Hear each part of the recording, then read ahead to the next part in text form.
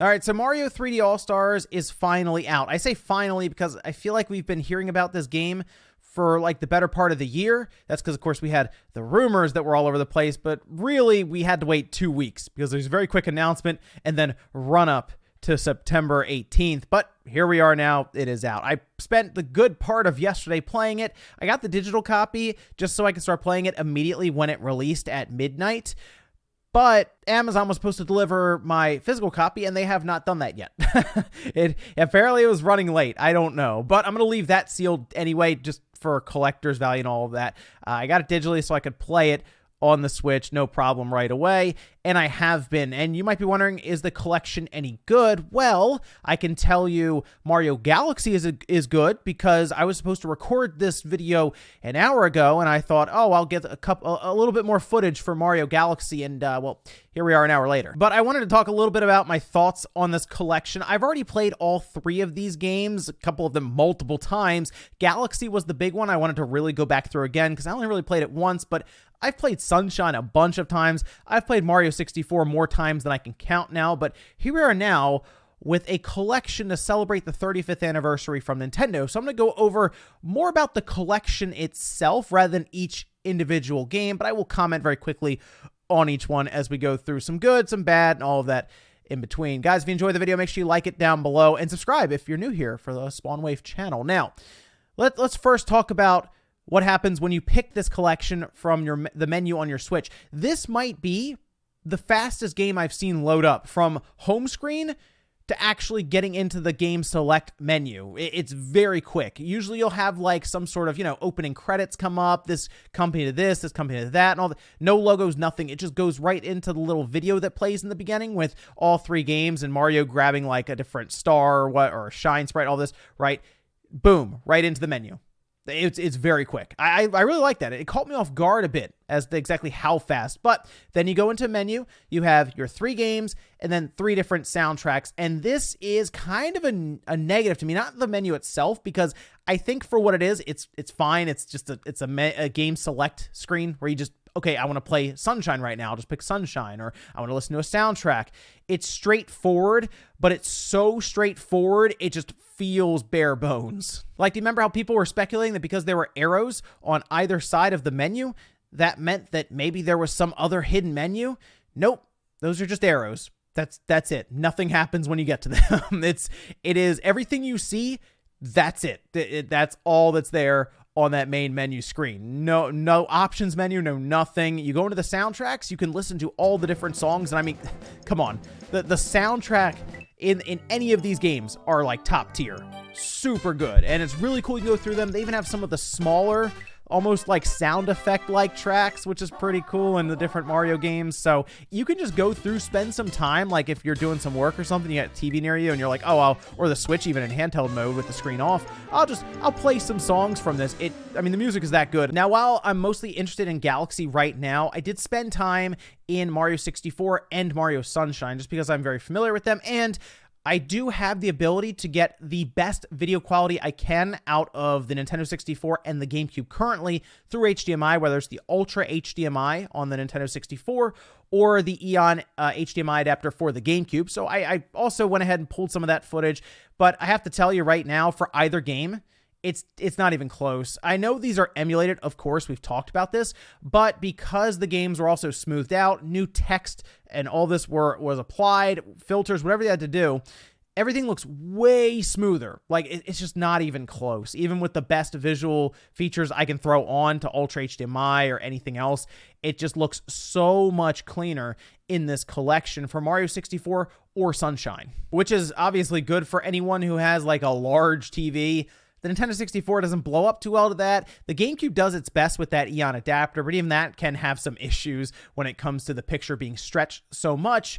These look a lot better, a lot cleaner. We have Mario 64 at this 720p, 30 frames per second. That is the 4.3. That didn't sit well with a lot of people. But I guess Nintendo was like, hey, we're going to do the bare minimum, like I said before, with some of these setups. They didn't go widescreen with it. I would have liked to have seen it go widescreen just to kind of keep parity with the other 2 games. But they just kept it 4.3 and just said, here you go. And maybe it's to play into the nostalgia factor. I don't know. but it is noticeable, yes. It's also worth mentioning that this is the Shindo pack, which was the updated game that was put out in Japan after the original Mario 64 released, and it did a few things. Mario, when he throws Bowser, will say bye-bye. Bye-bye. That backwards jump that speedrunners will do to fly up the steps, that's also been patched out. So there have been changes made in this case, but for the most part, everything is really smooth all the way around, all the edges and everything, the text. It's just a much better experience visually than what you'd get out of regular hardware, but not as good as something you'd get out of emulation on your PC, where you can do widescreen 4K and all this other crazy stuff. In order to quit out of these games and go back to the title screen to pick maybe a different game that you want to jump into, you press the minus button on your controller. And while there aren't a lot of options in there, there is one screen I like that kind of goes over all of the different actions you can do in the game. That way, if you are new to it, say for Mario 64, you'll know you can do triple jumps, or you can do the kind of sliding move that Mario can do. It's just kind of a cool little rundown of all the different abilities that Mario has right away. So that way, it's something you can kind of read down, see what you can do, and then jump right back into the game. Then we move over to Sunshine. That looks better than the GameCube with the Eon adapter, like I said, but it is still 30 frames. I really wish they had said, you know what?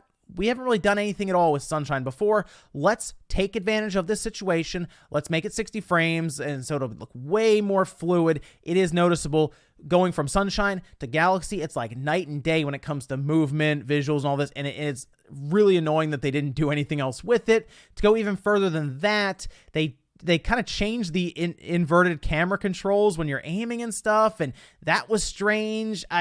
It's certainly different if you are used to Mario Sunshine like I am on the GameCube.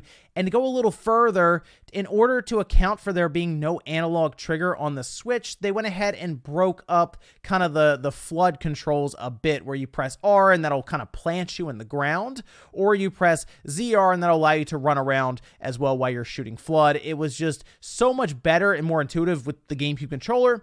And that brings me back to another point. They should have allowed us to at least plug the GameCube controller in, because we have the ability. Most people play Smash Bros. Even with a GameCube controller. It's there. I don't really know why they didn't just design that in and just go with that as an option. You're not going to do it handheld mode, obviously, but like if you're plugged into your TV, why not? Or, I mean, at the very least, put gyro controls in. When you're aiming around with FLUDD, that would make things a lot more accurate. But I still stand by it. Mario Sunshine is a fun game. Some people don't like to hear that. No, it's still fun. It was a blast. I was playing through it and having a great time. I've played through this game so many times now, but it's still a blast. And it does look good. 1080p, the text is all smoothed out. It's just a much cleaner experience. It is a bit blurry on the GameCube, of course, even through progressive. It just looks so much better here. So yes, if you've never played Sunshine, try it out. It is a different experience for a 3D Mario game, and I like the FLUDD mechanic, the extra movement it adds. Worth checking out. But then we go to the main event. The best Mario game on here is indeed Galaxy. It looks so good. Shockingly good. This does not look like a Wii game. Like, you get into it, and I'm looking around, I'm thinking, this almost, I mean, it's close. It's like this close. Almost looks like a current gen game on the Switch. It is super smooth, 60 frames per second. They did work out the pointer controls for the Wii remote that you would use, and they kind of moved it over to gyro controls. So when you're using your Pro controller, for example, like I do when I'm playing this, you will just use gyro controls to move the pointer around, and you'll just kind of throw your bits and all this at different enemies on screen. If it trails off screen, because that was happening to me, you press R, and it will then center the point wherever you are. So like if I end up going way off to the right, and I'm like, you know what, I'm kind of comfortable over here with my Pro controller, you press R, and that centers it on the screen. And you can do that all the time. Like, I was doing that quite a bit just to make sure I wasn't off at all when I'm trying to aim. I do like that they gave us the option to just press Y if we want to do the spin attack in Mario Galaxy, rather than have to wave our hands all over the place. This is much, much more accurate. The platforming in Galaxy, by the way, is ridiculously good. Like, it is so good. I loved this game when I played through it. Like I said, I only played through it once, and I really always wanted to go back to it, but the Wii, I felt like, just because it was not an HD system, and I know, of course, we had backwards compatibility with the Wii U and all of this. This is just completely different. This is so much better, right? But the platforming is so good. The gravity mechanics, the different planets, it kind of messes with your brain at times, and just some of the boss battles. That is what kept me from recording this video an hour earlier. But yes, 3 good 3D Mario games here. It's hard to argue with the value when you sit down and really look at this, because even like Walmart are selling for $50, but if you just go to 60 and you sit down and you go, all right, so there's Mario Sunshine, Mario Galaxy, Mario 64. If you want to buy Mario Sunshine right now, it's like $50 on the GameCube or something, right? Mario 64 is like, what, 25 or 30? You see how that adds up. And this is just a better overall experience when it comes to more modern TVs. It certainly is clearer, but I gotta get on Nintendo about this. This is supposed to be a celebration. Where's all the extra content? And I'm not even talking about like extra levels or anything new to the games necessarily. Those can stay as they are, visually enhanced, because there are people who are just like, I just want the original experience. I mean, how is there no like vault or behind the scenes section, concept art, anything like that? Old prototype ideas that got left on the cutting room floor. Maybe some sort of original stories from different developers that happened in the development of these games, right? Fun facts, things we didn't know about. Those could have all been things that they added into behind the scenes section in the menu. How cool would this collection have been if you actually unlocked certain pieces as you were playing through the original games? That would have been so cool, right? Just an extra thing added in so that people can learn more about Mario's entire history. This is 35th anniversary where we look back on Mario, and they couldn't even be bothered to put a slip cover on the game. So is it worth picking up this collection for $60? Yes, because the games are good. They are just 3 very good games. But if you already have the games and you've played them to death, is there anything really new here to pick this up and get something out of?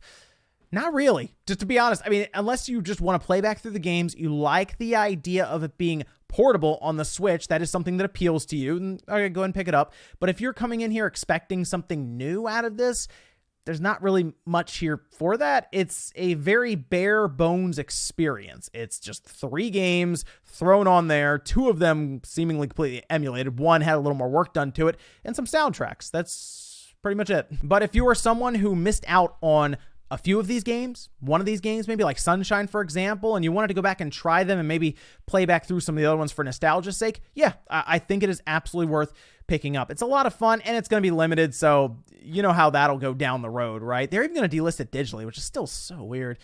But let me know what you guys think about Mario, the 3D All-Stars collection. Those are some of my thoughts on it after spending a day with it, playing through them, and going through Galaxy. That's my exciting, that's the part that I'm really excited for, is to go all the way back through Galaxy and experience it all over again. And with how it looks here, it really feels like a current gen game, so it's fun stuff. But let me know what you guys think about the Mario 3D All-Stars collection down below. Curious to hear your thoughts on this, and I'm gonna go play more Mario Galaxy because I'm having a blast playing back through it, especially with how it looks here. Like I said, looks almost like a current gen game, so exciting stuff. Thanks guys for watching, and I'll see you next time.